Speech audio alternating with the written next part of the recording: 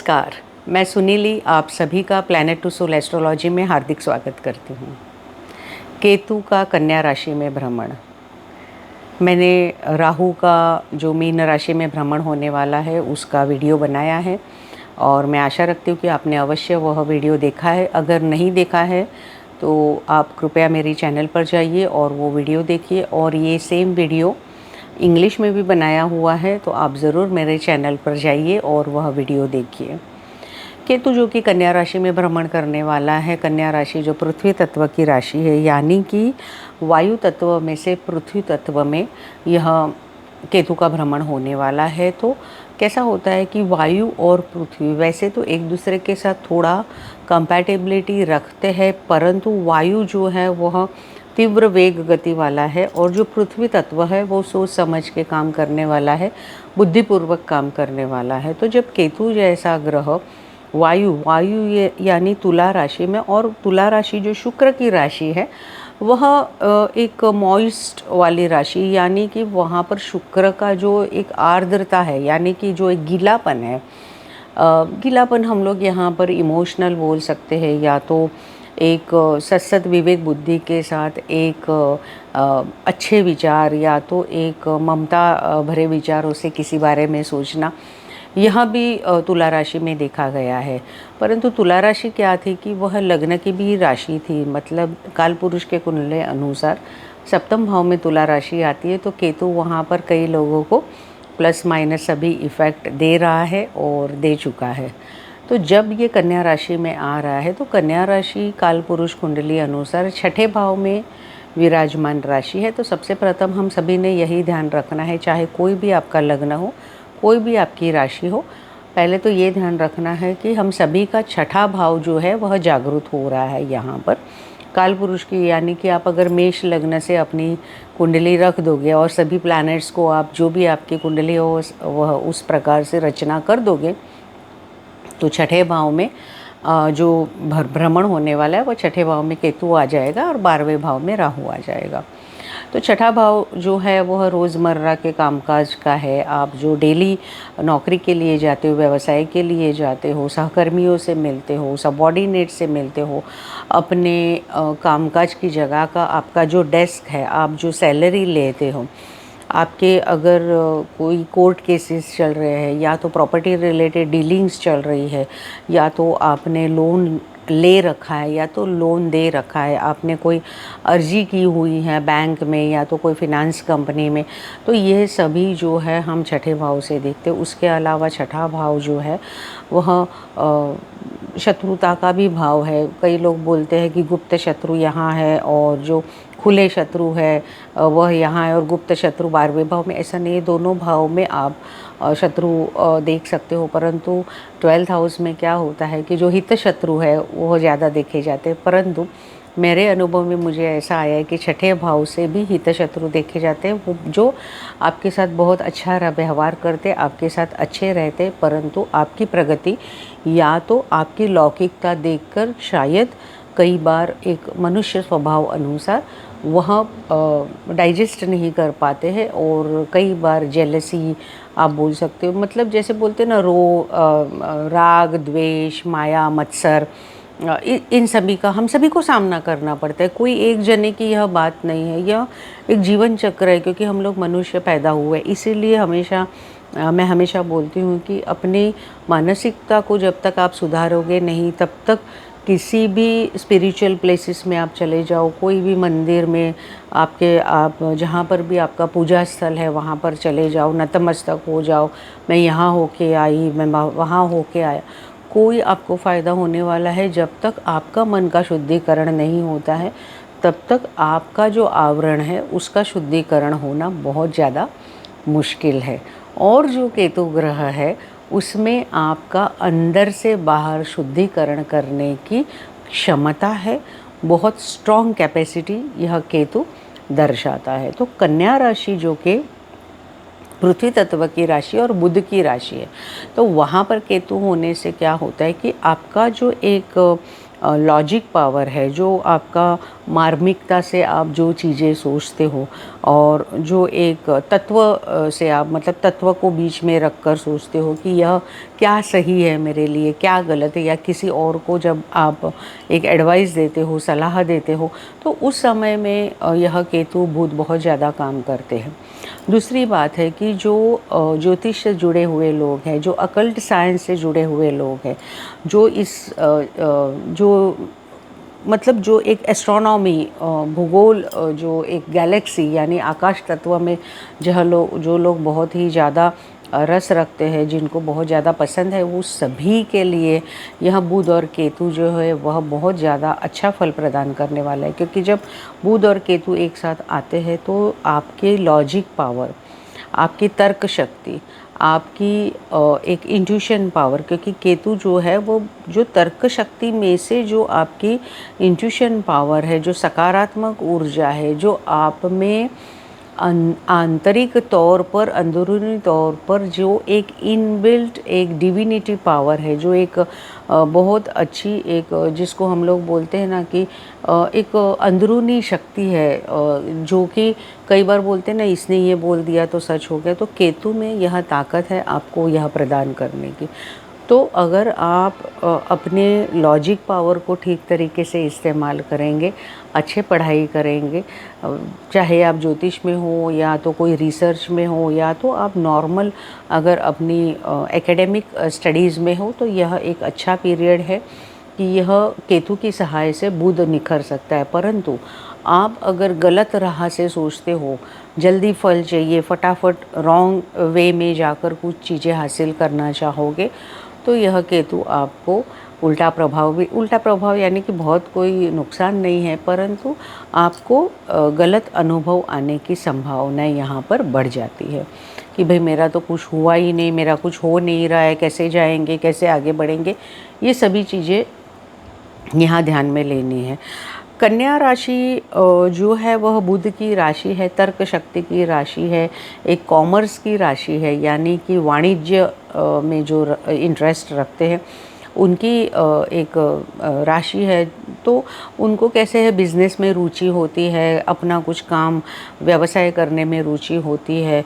यह जो लोग इंटेलेक्चुअल और इंटेलिजेंस, जैसे अभी आजकल तो आर्टिफिशियल इंटेलिजेंस एआई आ गया है, तो उसके लिए कन्या राशि बहुत ज़्यादा बहुत अच्छा प्रभाव आप सभी को देने वाली। जो लोग भी ये फील्ड में आईटी सेक्टर में या तो एआई सेक्टर से जुड़े हुए हैं, जो टेक्नोलॉजी से जुड़े हैं, जो अकाउंटेंसी से, फिनांस से, यानी कि और कन्या राशि से रिलेटेड जो भी काम में जुड़े हुए हैं, चाहे आप लेखक हो, आप कवि हो, आप एस्ट्रोलॉजर हो, आप अकल्टिस्ट हो, कुछ भी हो, तो यहाँ जो बुध केतु की युति यानी कि बुध केतु और कन्या राशि की युति आपको बहुत ही ज़्यादा अच्छा फल प्रदान करने वाली। चाहे आपका बुध कहीं पर भी हो, परंतु अगर यह केतु से मतलब कन्या राशि से अगर आपका बुध छठे भाव में, 11वें भाव में, ठीक है, और तीसरे भाव में जाता है, तो यह केतु का भ्रमण आपको बेहद अच्छा फल प्रदान करने वाला है। तो सभी लोग अपना कन्या राशि से केतु कहाँ पर अपने केतु जो अभी भ्रमण करने वाला है वहाँ से आपका बुध कहाँ जा रहा है वो अवश्य आप अपनी अपनी कुंडली में देखिए। मेष लग्न या मेष राशि की अगर हम लोग बात करेंगे तो आपके छठे भाव से यह केतु का भ्रमण हो रहा है, तो कामकाज में तब्दीली आ सकती है, क्योंकि यह डेली कामकाज का यह घर है, ठीक है, जो आप रोज़मर्रा करते हो सकता है कि आपका कहीं ट्रांसफ़र होने की बात चल रही है या तो आपको नई नौकरी की अपॉर्चुनिटी आ रही है, आपने अगर कोई केस या तो कुछ पेपर्स डाले हैं तो उसमें शायद बाधाएं आ सकती है। परंतु अगर गुरु और सूर्य आपकी कुंडली में अच्छे तरीके से मौजूद है तो ज़रूर आपको कोई शक्ति मदद करेगी और आपकी नैया पार हो जाएगी। वृषभ लग्न वालों के लिए पंचम स्थान से यह केतु का भ्रमण हो रहा है। आप कहीं पर भी पैसे का अटकाव ना करिए।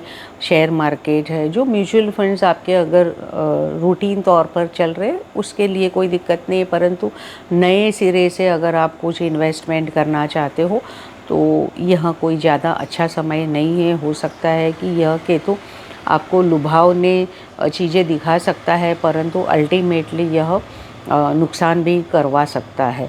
पंचम भाव जो कि प्रेम का भी भाव है, जो एक क्रिएटिविटी का भाव है, आपकी उपासना का भाव है, मंत्र शक्ति का भाव है, तो ज़रूर आप जो भी आपके इष्ट की उपासना करते हो, जो भी आपको देवता देवी, आपके जो भी आपको गुरुजन जो भी आपको पसंद है, आप ज़रूर यह एक बहुत ही अच्छा समय है 18 महीनों का।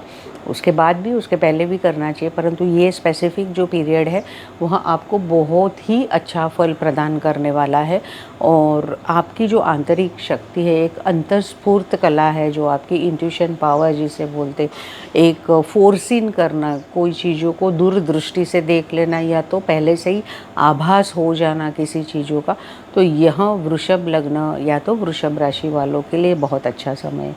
मिथुन लग्न वालों के लिए चौथा भाव प्रभावित हो रहा है, जहां आपका केतु का भ्रमण चलने वाला है। हालांकि आपको देखना है कि ये चौथे कन्या राशि में आपके कौन से ग्रह है, वह ग्रह कौन से नक्षत्र में, यह फिर डिटेल बातें आगे आ जाती, तो आज हम उस बारे में ज़्यादा बात नहीं करने वाले। आज मैं जनरलाइज तरीके से आप सभी को यह बातें समझाने वाली हूँ।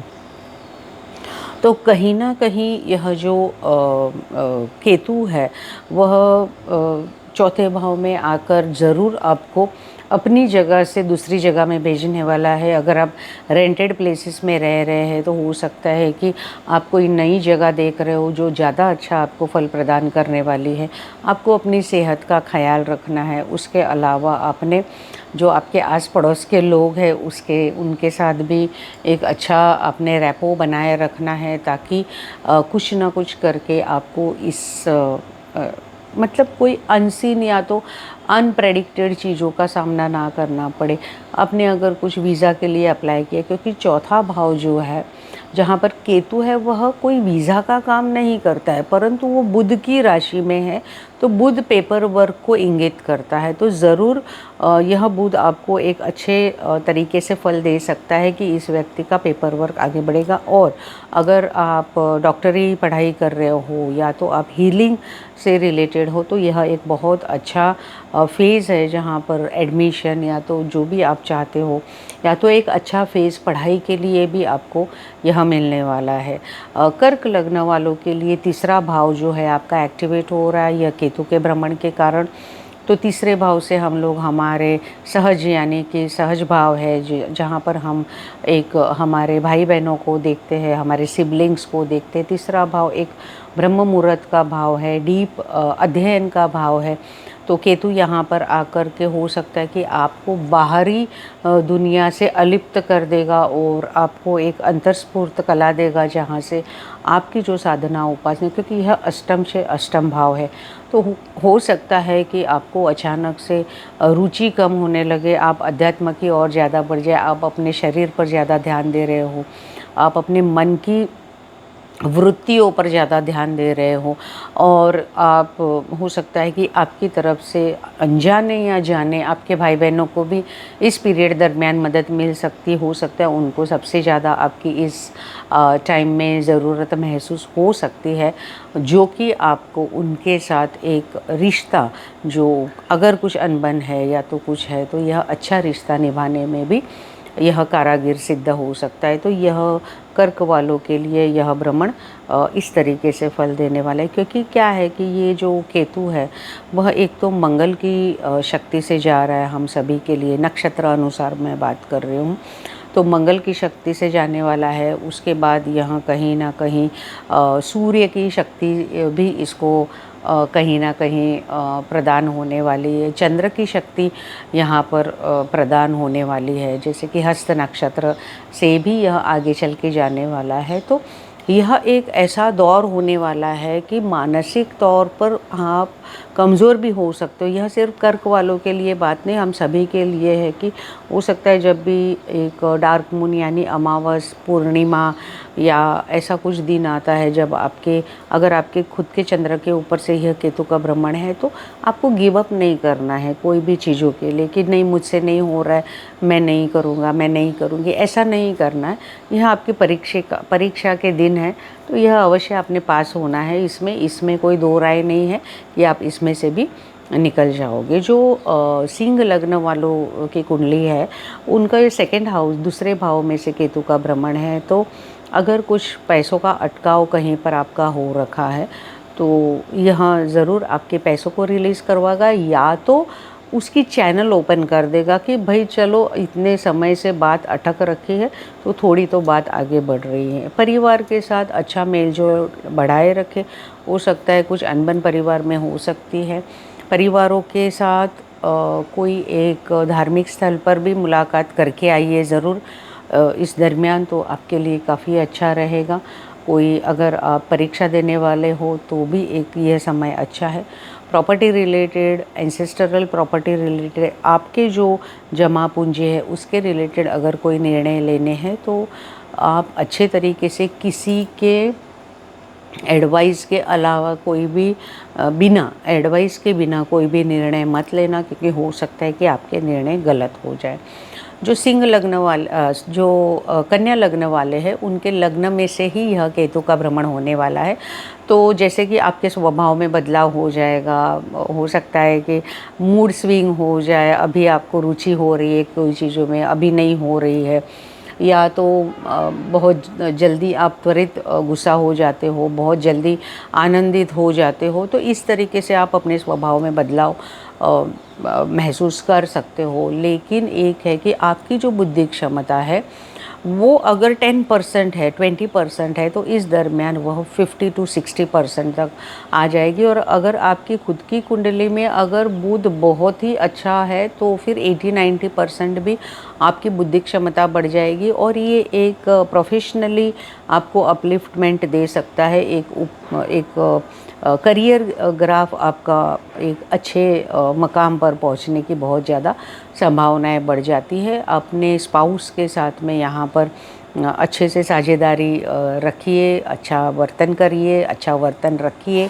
बातचीत सोच समझ कर करिए। हो सकता है कि मनमुटाव हो, एक कम्युनिकेशन गैप हो जाए, बातचीत में दरार पड़ जाए, तो ये सब हम सभी को ध्यान इसका रखना ही है।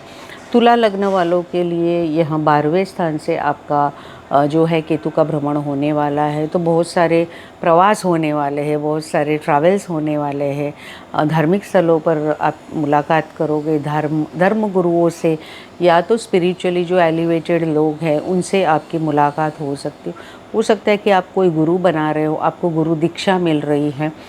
इसी के साथ में आपने अपने और परिवार के सेहत का भी बहुत ज़्यादा ध्यान देना है। पेट से रिलेटेड जो भी तकलीफ़ें हैं, वाटर बोर्न डिजीज़ है, पीठ से रिलेटेड जो है यानी back pain, spinal cord, neurological जो भी सिस्टम है उससे उसका अगर कुछ भी प्रॉब्लम हो रहा है तो आपने प्रॉपर उसका मेडिकेशन करवाना है। कोई सीरियस वाली बात यहाँ पर नहीं है, लेकिन एक अच्छी बात है कि आप कामकाज के लिए भी आपके ट्रैवल्स बढ़ रहे हैं। वृश्चिक लग्न वाले जो लोग हैं उनके 11वें स्थान से यह केतु का भ्रमण होने वाला है, तो यह एक आपके लिए अच्छा मौका लेकर आया है। अगर आप कोई नया कामकाज शुरू करने वाले हो तो फिर यह बहुत ही अच्छा वक्त है कि आप शुरुआत कर दीजिए। अगर पार्टनरशिप में भी करना चाहते हो तो भी आपके लिए ये एक अच्छा समय है। अपने प्रियजनों के साथ मनमुटाव मत रखिए, उनको खुश रखिए। कार्मिकली अगर आप ये सब करते हो तो आपको काम में सफलता से कोई भी आपको रोक नहीं सकता है। यह एक अच्छा समय आपके लिए आ रहा है, क्योंकि पंचम भाव और 11वां भाव एक दूसरे के आमने सामने, तो वहाँ पर ऑलरेडी राहु महाराज आ रहे हैं। तो आपने किसी को दुख नहीं पहुँचाना है अपने बातों से। कई बार जाने अनजाने में यह सब चीज़ें हो जाती है, तो यह एक समय है कि आप अपने डेवलपमेंट के ऊपर ज़्यादा ध्यान दीजिए। दूसरों के अलावा मैं क्या कर सकता हूँ या क्या कर सकती हूँ, उस पर अगर ध्यान दोगे तो ये समय आपके लिए काफ़ी अच्छा जाने वाला है। और फिर से कहूँगी, शेयर मार्केट या तो कहीं पर भी पैसे मत रोकिए। धनु लग्न वालों के लिए यहाँ 10वें स्थान से आपका केतु का भ्रमण होने वाला है। अवश्य प्रोफेशन में कोई चेंजेस आ रहे हैं, हो सकता है आपका देश बदलना पड़े या तो आपको आपका शहर बदलना पड़े, लेकिन यह अच्छा बदलाव है। अगर सूर्य बुध गुरु आपके कुंडली में अच्छे हैं तो यह बदलाव आपको बहुत पॉजिटिव होने वाला है। नेम फेम के लिए यह केतु आपको बहुत अच्छे परिणाम देने वाला है। गुरु जो कि लग्नेश होकर अगर फेवरेबल है आपकी कुंडली में तो बहुत ही अच्छी सफलता आपको मिलने वाली है। जो कभी नहीं सोचा है वह नेम फेम आपको मिल सकता है, या तो एक्नॉलेजमेंट, क्रेडिटेबिलिटी आपके जो भी काम की है इस समय दरमियान आपको मिलने की बहुत सारी संभावनाएं हैं। मकर लग्न वालों के लिए आपका नवम भाव जो है वह जागरूक हो रहा है, तो फिर से धर्म भाव में केतु आ रहा है। हो सकता है पिता के साथ, बड़ों के साथ थोड़ी अनबन हो सकती है, उनकी स्पेसिफिकली सेहत का ध्यान रखना है। फिर से धार्मिक स्थलों की मुलाकात करिए, पवित्र नदी में जाके स्नान करिए अगर पॉसिबल है, नहीं तो जो भी पवित्र नदियों का जल अगर आपके पास मौजूद है तो उसको अपने स्नान के पानी में डालकर अवश्य आप स्नान करिए। ये आपके लिए बहुत ही अच्छा एक रेमेडी होने वाला है। मैं अगले वीडियो में हर एक लग्न अनुसार यह राहु केतु भ्रमण की रेमेडीज़ भी देने वाली हूँ। उसके लिए मैं अलग से वीडियो बनाऊँगी ताकि ये सभी के लिए अच्छा रहेगा और आप वह उपाय आसानी से कर भी पाओगे। नवम स्थान जो कि हायर एजुकेशन का भी है, कहीं बाहर सफ़र करने या तो फिर ट्रैवल करने का भी है, तो यह केतु हो सकता है कि कोई पेपर वर्क रुकवा भी सकता है, थोड़ी बाधाएं डाल सकता है। परंतु जैसे मैंने कहा, बुध या तो सूर्य अगर अच्छे इसमें मौजूद है, अच्छे स्थिति में मौजूद है, तो ज़रूर आपका यह काम निश्चिंतता से हो जाएगा। क्योंकि पृथ्वी तत्व और पृथ्वी तत्व बहुत पृथ्वी तत्व एक्टिवेट हो रहा है, तो ज़्यादा से ज़्यादा आप ध्यान रखिए कि अपने जो परिजन हैं, जो अपने से बड़े हैं, उनके साथ एक अच्छा रिश्ता आप बनाए रखें। कुंभ लग्न वाले जो लोग हैं उनका अभी जो भ्रमण हो रहा है केतु का, वो आपके अष्टम भाव से होने जा रहा है। अष्टम भाव जो कि एक मैं हमेशा बोलती हूँ रूहानी शक्ति का भाव है। वहाँ पर बहुत सारी एनर्जीज़ रुकी पड़ी है, जो हाइड है, जो छुपी पड़ी है। तो यहाँ एक बहुत ही सुंदर समय है कि आपकी आंतरिक शक्ति जो है वह जागृत करने का अपने आप नहीं होने वाला है। आपको अपने सूर्य को, अपने गुरु को जागृत करना पड़ेगा। तो ऑटोमेटिकली आपकी जो आंतरिक शक्ति है, वो जो आंतरिक बल है, वो आपको हमेशा सहाय करेगा। चाहे वो घर में कोई अच्छा आपको ओकेजन करना है, या तो अपने रुके हुए पैसे है, या तो फिर कोई नया घर, प्रॉपर्टी, गाड़ी खरीदनी है, या तो फिर एंसेस्टरल प्रॉपर्टी का मामला है, तो यहाँ पर हो सकता है कि अनबन किसी के साथ हो सकती है, परिवारजनों के साथ। परंतु आप अगर सूझबूझ से, आप अगर प्रैक्टिकली सोच के अगर निर्णय लोगे, तो फिर आपको कहीं ना कहीं से अगर एक छूट रहा है तो दूसरी तरह से आपको कुछ ना कुछ मिलने भी वाला है। और अगर बुध आपके कुंडली में अगर अच्छे स्थिति में मौजूद है, तो यह आपकी पढ़ाई के लिए, आपके जो भी रोज़मर्रा का काम है, आपका व्यवसाय है, आपका नौकरी है, उस सब के लिए यह अच्छा फल देने वाला है। जो मीन लग्न वाले लोग हैं, तो उनके सप्तम भाव से यह राहु का भ्रमण हो रहा है। तो कहीं ना कहीं 7th हाउस में केतु आ रहा है, तो बोलते हैं कि नहीं, ये तो शादी नहीं करवाएगा। नहीं, राहु केतु भ्रमण में मैंने कई शादियां होते हुए देखी है। तो ये बात मन से निकाल दीजिए कि मेरी तो शादी नहीं होगी, अभी केतु 18 महीने, ऐसा कुछ नहीं होने वाला है। हाँ, ये हो सकता है कि शादी के बाद आप कोई एक शहर से दूसरे शहर में चले जाते हैं काम काज के लिए, जो आपने सोचा भी नहीं है, या तो दूसरे देश में, या तो दूसरे राष्ट्र में, दूसरे स्टेट में चले जाते हैं। यह मैंने बहुत होते हुए देखा। या तो फिर दोनों में से एक जन को पहले जाना पड़ता है, दूसरे को बाद में जाना पड़ता है। तो केतु इस तरीके से परिणाम दे सकता है। रिश्ते अच्छे बनाए रखे तो कोई बहुत बड़ा, क्योंकि जो गोचर भ्रमण है वो तो होने ही वाला है, उसको कोई रोक नहीं सकता। हमने सिर्फ हमारी कार्मिक शक्तियों को जागरूक करना है। जो पूर्व जन्म के आपके जो भी कर्म है, केतु क्या करता है, केतु, शनि और राहु, यह 3 ऐसे ग्रह है कि जो कि आपके पूर्व कर्म को बहुत ज़्यादा संचित करके उन्होंने संजोए रखा है, और जब भी उनका भ्रमण आता है तो वह जो कर्म है, वह जो घर में आपका भ्रमण इसका चल रहा है, उस घर से ही रिलेटेड जो भी सिग्निफिकेशन है, जो भी उसके कारकत्व है, उससे ही संलग्न होकर यह सब आपको परिणाम देने वाला है। तो जो भी अच्छे कर्म किए हैं या तो जो भी गलत कर्म है, हमें तो पता नहीं कौन से जन्म में क्या किया, लेकिन एक हमें पता है कि ये जन्म में हमने अच्छा और ठीक ही करना है, जो कि एक सूझबूझ के साथ करना है। तो बस यही फलित होने का ही, क्योंकि कुंडली जो है वो कर्म कुंडली है हमारी। कर्म यानी सिर्फ कामकाज नहीं, जो पूर्व कर्म लेकर आए हैं वही हमारी आईना है, हमारी जो कुंडली है। तो बस उसको अच्छे से हमने निभाना है। और इसी के साथ मैं यह वीडियो का समापन कर रही हूँ। अगले वीडियो में मैं इस भ्रमण की एक एक लग्न की जो रेमेडी है वो ज़रूर शेयर करूँगी, ताकि सभी लोग आसानी से इसको कर पाए। और जैसे मैं हमेशा बोलती हूँ, सबका मंगल हो, मे ऑल बी ब्लेस्ड। नमस्ते, थैंक यू।